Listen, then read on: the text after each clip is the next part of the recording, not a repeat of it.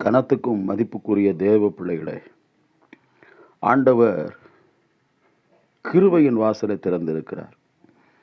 வெளிப்படுத்தல் 4:1 சொல்லுகிறது, ஒரு வாசலை திறந்திருக்க கண்டேன்.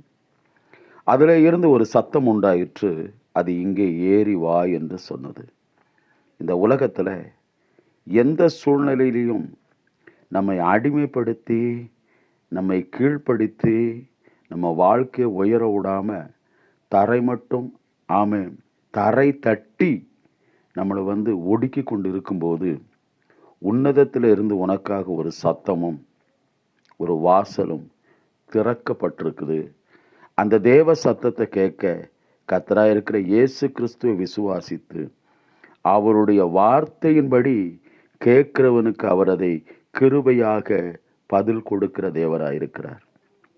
உன் வாழ்க்கையை உனக்கு மேன்மையாக வைக்க வேண்டும் என்று கர்த்தர் நினைத்திருக்கிறார். நீ அடிமையாக இருக்கிறதுக்காக அல்ல, சோர்ந்து போகிறதுக்கு அல்ல, உன் வாழ்க்கையை மேன்மையா மாத்துறதுக்கு கர்த்தர் விருப்பமா இருக்கிறார். நான் நம்புகிறேன், உங்களையும் என்னையும் கர்த்தர் ஒரு செருபாபேலாய் கர்த்தர் தெரிந்து கொள்ளுகிறார்.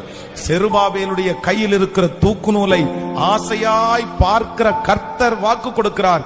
இடிந்து போன அலங்கங்களை மறுபடியும் இந்த மாதம் உன் மூலமாய் நான் கட்டுவிப்பேன். அதற்கான காரியங்கள் கைகூடி வரும். அதற்கான மனிதர்களை கர்த்தர் எழுப்புவார். அதற்கு ராஜாக்களுடைய கண்களிலே கர்த்தர் தயவை கட்டளை இடுவார்.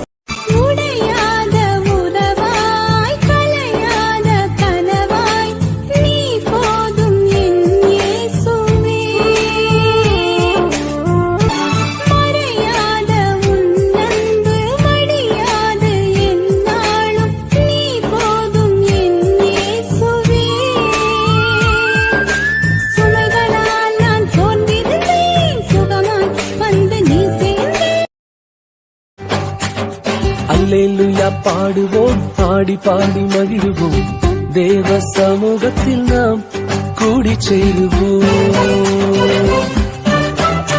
ஹல்லேலூயா ஹல்லேலூயா நாம் சொல்லி பாடுவோம், ஹல்லேலூயா ஹல்லேலூயா நாம் சேர்ந்து பாடுவோம், ஹல்லேலூயா ஹல்லேலூயா நாம் சொல்லி பாடுவோம், ஹல்லேலூயா ஹல்லேலூயா நாம் சேர்ந்து பாடுவோம். கரம் தட்டி